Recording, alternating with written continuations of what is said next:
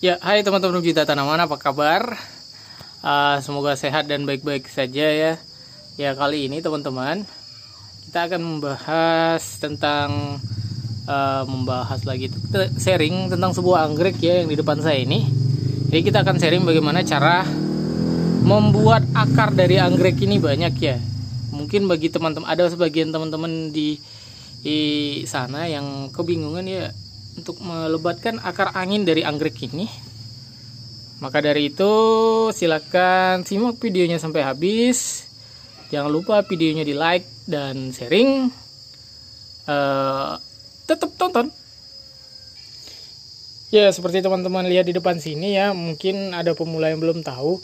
Ini adalah anggrek spesies dari namanya itu Grammatophyllum ya. Kalau yang ini yang di depan saya ini saya belum tahu ini tuh jenis Grammatophyllum apa ya, bisa ini Citranum, Scriptum atau juga Martae. Karena pas saya beli itu kecampur-campur ya, ada yang jadi bingung idenya karena ini saya pelihara dari kecil, udah umur sekitar 1,5 tahun dan dia belum pernah berbunga ya. Ya, seperti teman-teman lihat di sini dia ada 2 anakan baru ya di sini. Dan induknya sehat gemuk seperti ini. Dan untuk spesies Grammatophyllum sendiri itu ada juga di Indonesia ya, di Papua, di Maluku itu ada. Dan anggrek ini termasuk anggrek yang susah-susah gampang dirawat ya, karena kalau kita tidak paham karakteristiknya itu biasanya banyak berakhir ibu-ibu nih apalagi ya, beli itu busuk ya, dia busuk, kemudian akarnya tidak mau banyak ya. Jadi pada kali ini kita akan sharing bagaimana caranya membanyakkannya seperti ini ya teman-teman. Ya, sekali lagi ini hanya sharing ya, kemungkinan cara dari setiap orang itu ada yang berbeda dan berhasil. Dan yang akan saya sharingkan ini adalah cara saya ya teman-teman. Ya, yang pertama itu yang harus diperhatikan itu tentu saja ya media tanamnya ya teman-teman. Mungkin ada sebagian teman-teman yang belum tahu kalau anggrek Grammatophyllum ini adalah spesies anggrek yang kurang suka dengan keadaan lingkungan yang terlalu lembab ya teman-teman. Jadi dia tuh suka tempat yang berangin-angin,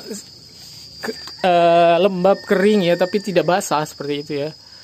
Makanya di dalam kehidupan di habitatnya, maksud saya dia menumbuhkan akar angin ini, karena akar angin ini berfungsi untuk menangkap sari-sari makanan yang terbawa oleh, bisa jadi itu embun, bisa jadi itu angin dan sebagainya, karena memang dia itu tumbuh di tempat-tempat yang kering seperti di atas dahan pohon ya teman-teman ya. Jadi kita harus menyesuaikan dengan keadaan di lingkungan dari habitatnya tersebut dengan cara menggunakan media tanam yang tidak terlalu banyak menyerap air.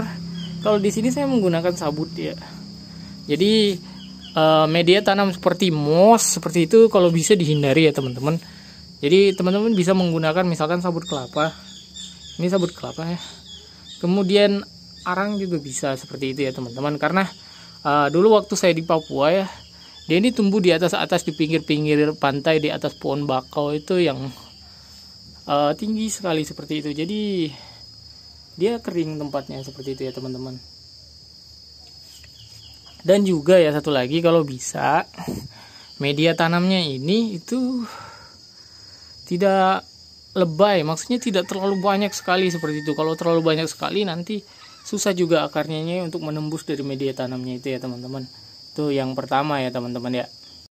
Ya, untuk yang kedua sendiri adalah penempatan ya teman-teman. Kalau misalkan teman-teman di rumah ditempatkan di dalam pot seperti itu, pot baik itu pot plastik ataupun pot yang terbuat dari tanah liat itu, jadi usahakan itu banyak bolong-bolongnya atau sirkulasinya udaranya itu, sehingga sirkulasi udaranya lancar, dan nanti kalau akarnya itu banyak itu dia bisa keluar. Jadi teman-teman seperti itu. Jadi ada beberapa orang itu yang pakai potnya itu dia tertutup ya, sehingga akarnya itu di dalam sana itu dia terhalang seperti itu untuk keluar, dan susah untuk rimbun seperti ini ya teman-teman. Ya, jadi seperti teman-teman tahu, di sini saya letakkan di atas seperti ini saja, dan potnya itu Nah, kemarin juga sudah kita kasih tutorial ya, cara bikin pot kayak gini gimana. Teman-teman silahkan scroll aja video saya kalau misalkan belum nonton. Jadi hanya saya taruh atau saya letakkan di atas, sebenarnya ini kayu ya, saya letakkan di atas kayu. Nah, kemudian saya kasih sedikit sabut kelapa seperti ini saja ya teman-teman, karena pada dasarnya kan anggrek ini tuh termasuk anggrek yang sebenarnya kuat ya terhadap sinar matahari, dan dia suka sekali dengan tempat-tempat yang terbuka, banyak angin seperti itu. Dan maka dari itu ini juga salah satu fungsi dari akar anginnya ini, karena menangkap sari-sari makanan yang terbawa oleh angin atau kelembapan udara ya, seperti itu ya teman-teman ya. Jadi dia akan cepat sekali tumbuh akarnya ketika diletakkan di tempat yang terbuka, kemudian udaranya berangin seperti itu ya, cepat sekali. Karena dulu itu ini pernah saya tinggal nih 1 tahun dan akarnya habis semua karena ditaruh di bawah ya sama ibu ya. Jadi karena ibu juga bukan terlalu paham tentang tanaman ya, jadi akarnya habis. Selain karena dia di bawah kemudian basah, juga karena habis ini dimakan keong akarnya. Ya, yang selanjutnya tadi ya, penempatannya apalah, saya lupa lagi. Ya, yang pertama tadi gunakan media tanam yang tidak banyak menyimpan air. Yang kedua tadi gunakan atau letakkan di pot yang banyak bolong-bolongnya atau di kayu seperti ini. Kemudian yang selanjutnya adalah kalau misalkan punya teman-teman itu belum punya akar, itu cara program akarnya punya saya ini kira-kira awalnya tidak ada sama sekali karena saya tinggal tadi ya. Ini kira-kira sudah 3 bulan nih umurnya, dan akarnya sudah banyak seperti ini. Jadi cara memancingnya ketika ada tunas baru ya, seperti ini anakannya ini. Nah, di saat itulah biasanya akarnya itu akar baru keluar. Jadi usahakan bagaimana caranya akar baru itu dirawat, dijaga sehingga banyak seperti ini ya teman-teman. Karena kenapa? Salah satu penghalang dari kenapa akar gerama itu susah ya, selain karena ditaruh di bawah, adalah ketika kita kurang menjaganya. Karena akarnya ini ya teman-teman, itu disukai banyak sekali oleh hama ya. Jadi siput, bekicot, ulat itu semuanya suka dengan akar gerama ini. Jadi kalau tidak dijaga, dia baru tumbuh sedikit itu sudah dimakan. Jadi kalau tidak kita jaga, untuk rimbun seperti ini tuh susah sekali teman-teman. Jadi harus dijaga. Makanya dari itu lebih baik itu dia ditaruh di tempat yang tinggi atau digantung seperti ini ya teman-teman. Karena selain dia suka juga dengan udara terbuka yang banyak anginnya seperti itu, kemungkinan untuk siput dan segala macamnya itu naik itu ya, itu agak kecil. Jadi kita patrolinya atau menjaganya itu nggak terlalu sering juga seperti itu ya teman-teman, kalau misalkan teman-teman sibuk seperti itu ya. Salah satu ciri-ciri dari Grammatophyllum yang sehat itu dia bulbnya itu seger ya, jadi tidak keriput, seger. Dan kalau tumbuh tunas baru, jadi ini indukannya nih, dia tumbuh lagi di sini, maka yang baru tumbuh ini akan lebih besar daripada yang ini. Jadi seperti itu ya, dia jadi lebih besar dan terus besar. Kalau ini udah besar sekali ini ya, seperti ini ya teman-teman. Ya, untuk penyiramannya sendiri teman-teman ya, jadi lembab disiram kalau misalkan belum tumbuh akar agak banyak sedikit tidak apa-apa. Yang penting kan media tanamnya itu tidak menyimpan air. Tapi kalau sudah seperti ini, di spray saja. Saya spray kadang-kadang ini dengan air beras ya. Kalau untuk pupuk kimia itu belum saya gunakan untuk yang ini ya.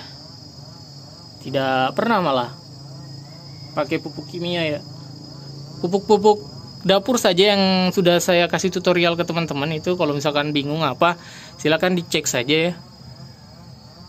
Ya, karena salah satu kunci misalkan teman-teman ingin cepat berbunga itu ya akar ini. Karena dari akar sini kan dia kemudian banyak menyerap makanan, kemudian subur, dan mudah-mudahan akan cepat berbunga. Karena kunci dari anggrek yang sehat itu kan akarnya ya teman-teman.